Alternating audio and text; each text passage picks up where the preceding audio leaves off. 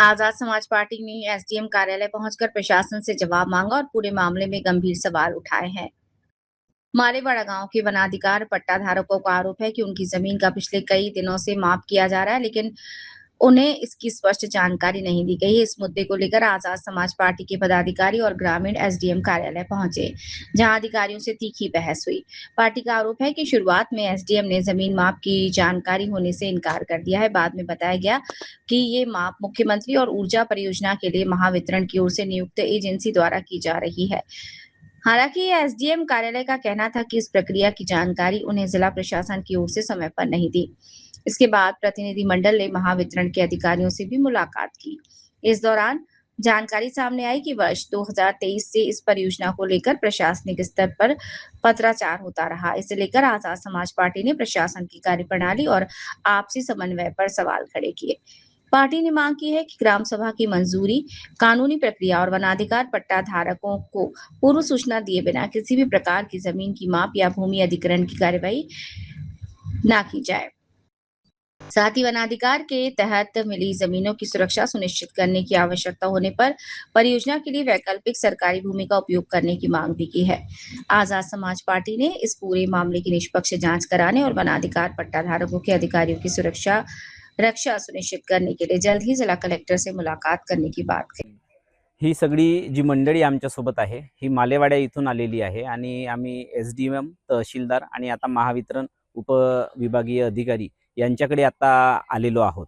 आम्ही यांच्यासोबत काल चर्चा झाल्याप्रमाणे हे गेल्या 2003 पासून मालेवाडा येथे एका जमिनीवर राहत आहेत आणि ती जमीन 2010 मध्ये यांच्या नावान झाली। यांच्या नावाचे पट्टे वन विभागाची जमीन आहे, ती वनपट्टे बनले आणि आता शासन तिथं म्हणत आहे की या जमिनीवर सौर ऊर्जेच्या संदर्भात एक प्रोजेक्ट आहे, मुख्यमंत्री सौर ऊर्जा प्रोजेक्ट, तर त्या प्रोजेक्टसाठी ती जमीन अधिकृत करण्यात येत आहे।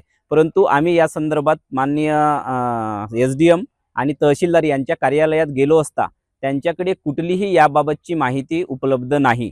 त्यांनी म्हणाले की या संदर्भात डायरेक्ट कलेक्टर ऑफिसमधून आदेश आला असावा आणि तिथूनच प्रोसेस झाली असावी। तर आमचं म्हणणं असं आहे की समजा तुमचा हा तालुका आहे आणि तालुक्यामध्ये एसडीएम आणि तहसीलदार यांना कुठल्याही बाबी न कळवता डायरेक्ट जर त्या ठिकाणी अशा पद्धतीची कार्यवाही कलेक्टर ऑफिसमधून होत असेल तर हे कायदेशीर आहे का? मग तुमच्या कार्यालयाचा इथं काय काम आहे ते जर माहिती नसेल तर? आम्ही त्यांना प्रश्न विचारला असता एकही समाधानकारक उत्तर त्या ठिकाणाहून मिळालं नाही। यांनी मग त्याच्यानंतर आम्ही एमएससीबी कार्यालयात आलो की हा प्रोजेक्ट जर महावितरणचा आहे तर महावितरणकडून त्याच्या संदर्भात काही परवानगी आहेत का, त्यांनी कशी काही ही कार्यवाही केली। त्या ठिकाणी तलाठी जाऊन मोजमाप केला, काही एजन्सीचे लोक जाऊन ते मोजमाप करत आहेत आणि त्यांनी कोणत्याही प्रकारचा आदेश किंवा पत्र अद्याप या शेतकऱ्यांना आणि तिथले जे राहणारे लोक आहेत यांना अद्याप एकही पत्र दिलेला नाही आहे। आता ज्या वेळेस आम्ही इथं कार्यकारी अभियंता यांच्याकडे आलो त्यावेळेस इथं माहिती मिळाली की ही प्रक्रिया 2023 पासून चालू आहे, त्याचे सगळे कागदपत्र यांच्याकडे तयार आहेत। हा एक पत्र आम्हाला त्यांनी दिला आहे आज। NVNR हा तहसीलदाराच्या नावाने डायरेक्ट अर्ज केलेला आहे आणि तहसीलदारांना जणू काही ते आदेश करत आहेत।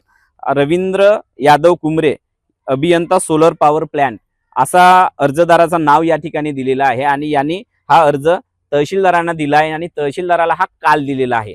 जेव्हा की यांनी कालपासूनच याबाबत घडामोडी सुरू केल्या, याच्यावर आक्षेप घेणं सुरू केला आणि त्याच्यानंतर त्याला जाग आली आणि त्यांनी एसडीएमला किंवा तहसीलदाराला अशा पद्धतीचा पत्र दिला। फक्त हा 2 पानाचा पत्र त्यांच्याकडे आहे। परंतु जेव्हा आम्ही महावितरण कार्यालयात आलो तर त्यांच्याकडे जवळपास सगळेच 2023 पासूनचे डॉक्युमेंट्स आहेत, परंतु इथल्या तहसीलदाराला त्याबाबत कुठलीही कल्पना नाही, एसडीएमला कल्पना नाही। ते ज्या पद्धतीने सांगत आहेत अनभिज्ञ आहेत, तर हे साफ चुकीचं आहे। हे चुकीच्या पद्धतीने भूमी अधिग्रहण करण्याचा प्रकार चालू आहे। हे जे लोक आहेत यांना दुसरी कुठलीही जमीन नाही, 2003 पासून ते त्या ठिकाणी राहत आहेत, हे भूमिहीन लोक आहेत। त्यामुळे आमची मागणी आहे की या लोकांना पुन्हा भूमिहीन करू नका। त्यांच्या बाजूला जी काही जमिनी असेल ते तुम्ही अधिग्रहित करू शकता, परंतु यांच्या जमिनीवर धक्का लागता कामा नये। शेत जमिनी पण आहेत आणि ते राहत पण आहेत तिथं, बरोबर आहे। तर हे त्या गावचे सगळे आहेत। तुम्हाला आझाद समाज पार्टीला काल तुमचं नाव काय आहे? पितांबर हर्रो यांनी आमच्यापर्यंत ही बातमी पोहोचवली आणि आज आम्ही पूर्ण शिष्टमंडळ घेऊन या ठिकाणी गडचिरोलीहून आलो. आम्ही प्रशासनाला याद्वारे सांगू इच्छितो की या लोकांना भूमिहीन करता कामा नये. तसं जर होताना दिसलं तर आम्ही या ठिकाणी ठिय्या आंदोलन करू, परंतु यांना भूमिहीन होऊ देणार नाही. प्रशासन ज्या पद्धतीने बेकायदेशीरपणे कार्यवाही करत आहे ती तात्काळ थांबवावी. तलाठी हे जे अनधिकृत कोणतीही परवानगी नसताना कोणताही पत्र न देताना जी कार्यवाही मोजणी करत आहेत ते सुद्धा तातडीने थांबावं, अन्यथा त्यांच्यावर सुद्धा कारवाई करण्याची मागणी आम्ही करू.